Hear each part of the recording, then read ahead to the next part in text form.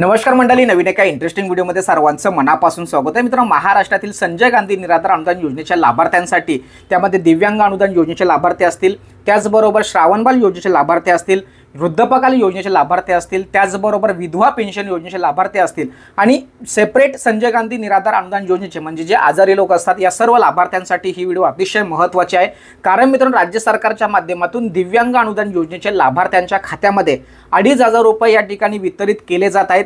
अनेक लाभार्थ्यांच्या खात्यामध्ये 1500 रुपये आलेले आहेत आणि बाकीचे पैसे सुद्धा त्यांना काही दिवसांमध्ये येतील। त्यांना काय करायला सांगितलंय याविषयी आपण व्हिडिओ या अगोदर टाकलेले आहे। या व्हिडिओच्या माध्यमातून संजय गांधी निराधार अनुदान योजना, श्रावणबाल, विधवा पेन्शन योजना आणि वृद्धपकाल योजनेच्या लाभार्थ्यांसाठी ही व्हिडिओ महत्त्वाची असणार आहे।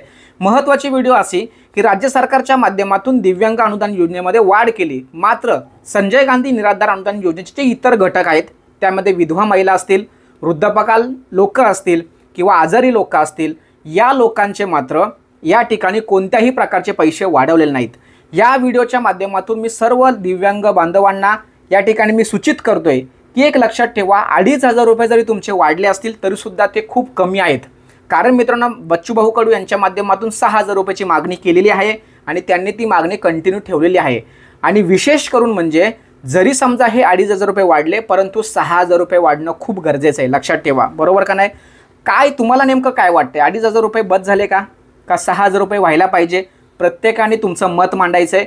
त्याचबरोबर या ठिकाणी यांचे 2,500 रुपये वाढले, त्याचबरोबर त्याच कॅटेगरीमध्ये किंवा त्याच वर्गामध्ये आर्थिकदृष्ट्या दुर्बल घटकामध्ये असलेले जे इतर संजय गांधी निराधार अनुदान योजनेचे जे आजारी लोक आहेत, विधवा पेन्शन योजनेचे लाभार्थी आहेत, वृद्धपकाल लोक आहेत, या लोकांचे मात्र अनुदान वाढलेले नाही आहेत। तर त्यांचे सुद्धा अनुदान वाढले पाहिजे का नाही?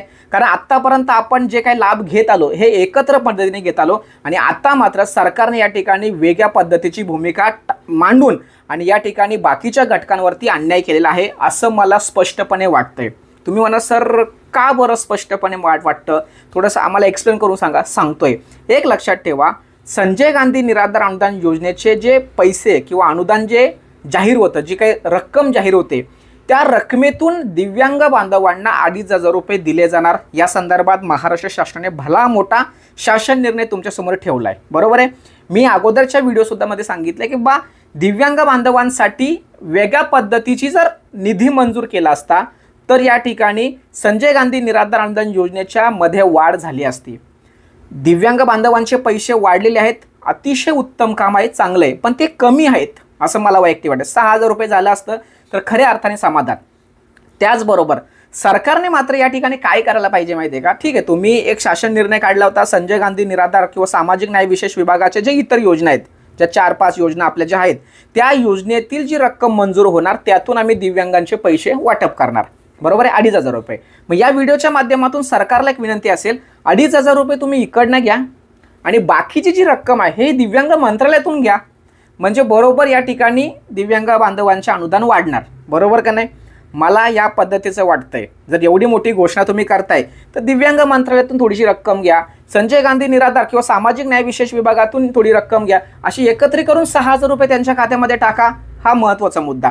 त्याचबरोबर जर समजा तुम्ही सामाजिक न्याय विशेष विभागातून पैसे घेऊन दिव्यांगांचे अनुदान वाढ करताय, मग सामाजिक न्याय विशेष विभागातील इतर घटकांच्या ज्या योजना आहेत, उदाहरणार्थ विधवा पेन्शन योजना, श्रावणबाल, संजय गांधी, वृद्धपकाल, यांच्यासाठी तुम्ही काय केलं?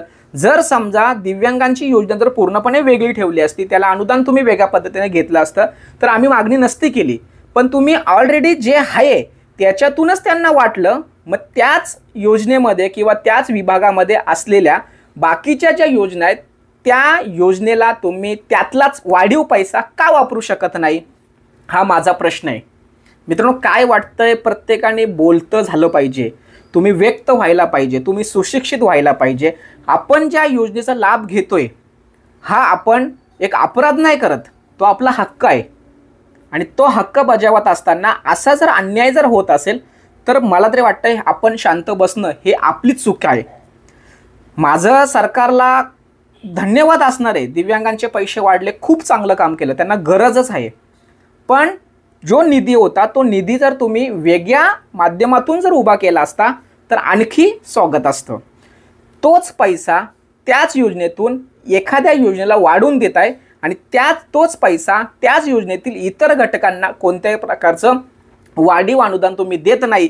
मग एका ठिकाणी तुम्ही चांगलं काम करता तर एका ठिकाणी तुम्ही बाकीच्या घटकांवरती अन्याय करता असं मला या ठिकाणी वाटतंय। कारण विधवा महिला यांना सुद्धा त्यांचं संसार, त्यांचं मुलांचं शिक्षण, वैयक्तिक खर्च हा 1500 रुपयामध्ये कसं होणार आहे।